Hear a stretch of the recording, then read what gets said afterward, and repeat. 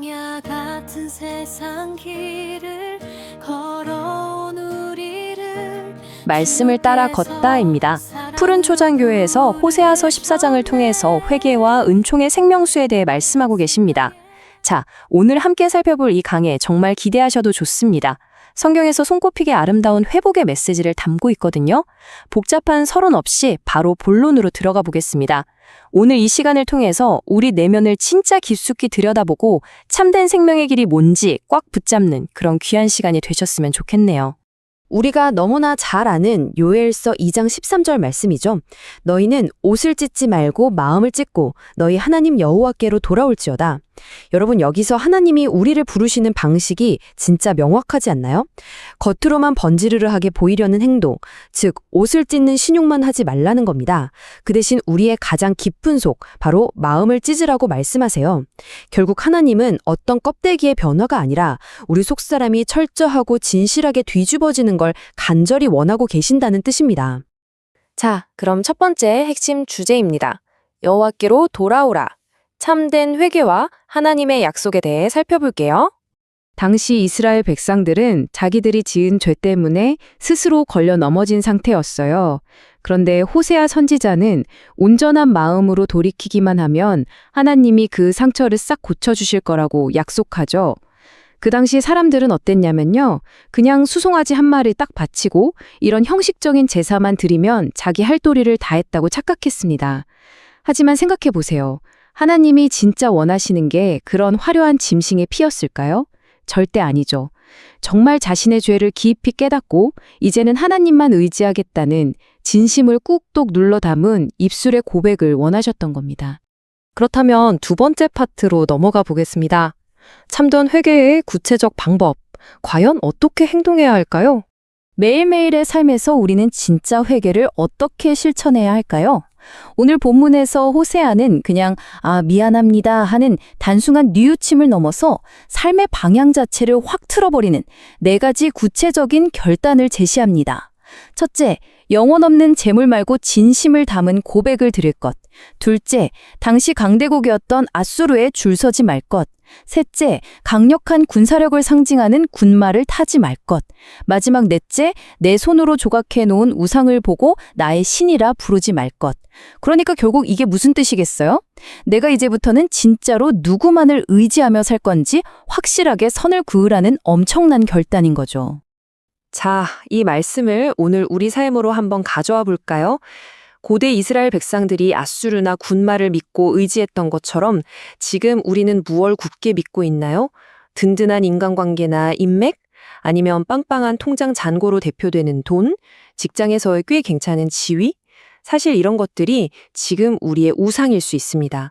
참된 회개는요. 이 모든 것들이 결코 나를 구원할 수 없구나 라는 걸 철저히 인정하는 데서 출발합니다. 내 인생의 생사와 복이 오직 하나님 딱 한 분의 손에 달려있음을 고백하면서 그 쥐고 있던 세상 동아줄을 온전히 내려놓는 것, 그게 바로 진짜 회개인 거죠. 다음으로 세 번째 주제입니다. 이슬 같은 회복의 은혜. 우리를 향한 하나님의 일방적인 사랑에 대해 알아보죠. 우리가 이렇게 진심으로 팍 고꾸라져 돌아올 때 하나님은 너 왜 그랬어? 하고 혼내시는 게 아닙니다. 오히려 상상도 못할 만큼 일방적인 사랑과 치유를 막 부어주시는데요. 호세아는 이 기가 막힌 은혜를 이슬에 비유합니다. 건조한 팔레스타인 지역, 그러니까 쩍쩍 갈라진 광야 같은 곳에서 이슬은요, 그냥 물방울이 아니라 생명을 이어가게 해주는 절대적인 생명수거든요. 죄 때문에 바짝 메말라서 죽어가는 우리 영혼에 하나님의 은혜가 마치 새벽 이슬처럼 촉촉하게 스며들어서 우리를 다시 훅 살려내시는 겁니다. 진짜 놀랍지 않습니까? 그럼 이렇게 이슬 같은 은혜를 흠뻑 마신 영혼은 어떻게 변할까요? 네, 바로 백합화처럼 피어난다고 합니다. 백합화가 뭔가요? 우리가 과거에 아무리 시커멓고 죄악된 진흙탕 속에 뒹굴었더라도 하나님의 은혜가 덮이면 가장 순결하고 향기롭게 싹 바뀔 수 있다는 회복의 상징이거든요. 여러분, 우리가 아무리 바닥을 치고 절망적인 상황에 빠져 있더라도 하나님의 용서는 우리를 이렇게 눈이 부시도록 아름답게 다시 피어나게 만드십니다. 자, 이어서 네 번째 주제로 넘어가겠습니다. 생명수와 풍성한 열매. 하나님 안에 깊이 뿌리 내리는 삶입니다. 이 은혜라는 게 참 대단한 게요. 그냥 예쁘게 피어나고 끝나는 게 아닙니다. 우리를 엄청 단단하게 꽉 뿌리내리게 만들거든요. 백합화는 혹시 거센 바람이 불면 흔들릴 수 있잖아요. 하지만 레바논의 백향목은 차원이 다릅니다. 그야말로 어마어마하게 웅장하고 견고하죠. 진정한 회개를 통해 회복된 성도들은요, 바로 이 거대한 백향목처럼 세상에서 비바람이 몰아치고 온갖 유혹이 흔들어대도 절대 뽑히지 않는 아주 깊고 튼튼한 영적인 뿌리를 내리게 된다는 겁니다. 여기서 끝이 아닙니다. 감람나무, 즉 올리브나무도 한번 볼까요? 올리브나무는 열매 자체로 먹거리가 되고 거기서 짠 기름은 불을 밝히거나 상처를 낫게 하는 데 쓰이는 진짜 버릴 데가 없는 요긴한 존재죠. 제대로 회복된 성도는 그냥 나 혼자 구원받고 굳건히 서 있는 데서 만족하지 않습니다. 이 감람나무처럼 하나님께 너무나 귀하게 쓰임 받으면서 동시에 춥고 배고픈 세상을 향해 생명의 양식도 주고 환한 빛도 비춰주는 그런 진짜 가치 있고 이타적인 열매를 맺게 되는 겁니다. 이렇게 우리에게 쏟아지는 하나님의 은혜는 결국 우리 안에서 멈추지 않고 밖으로 콸콸 넘쳐흐르게 되어 있어요. 영적으로 팍 쏘생한 우리는 곡식처럼 풍성해지고 포도나무처럼 은은한 향기를 뿜어내면서 엄청난 영적 번영을 누리게 되죠. 더 나아가서 이렇게 잎이 무성해진 우리의 삶은 뜨거운 사막 같은 세상에서 허걱거리며 지치고 상처받은 사람들에게 쉴 자리를 내어주는 평안한 그늘이 되어줍니다. 한마디로 우리의 회복이 세상을 살리는 축복의 통로가 딱 되는 거죠. 너무 멋지지 않습니까? 드디어 마지막 5번째 주제입니다. 여호와의 도를 따라 걷는 삶, 참된 생명의 길에 대한 내용입니다. 자, 여기서 호세아 선지자는 마지막으로 아주 묵직한 영적인 도전을 우리에게 축 던집니다. 여호와의 도, 그러니까 하나님의 말씀은 아주 정직하고 공평하죠. 지혜로운 의인은 이 말씀의 길을 제대로 깨닫고 묵묵히 순종하며 걸어가서 결국엔 진짜 생명을 얻습니다. 하지만 반대로 어리석은 죄인은 어떻게 되는지 아세요? 똑같은 길을 걷고 주일마다 똑같은 말씀을 듣는데도 자기 속에 그 뻣뻣한 교만과 고집 때문에 오히려 그 말씀에 발이 걸려 콱 넘어져 버립니다.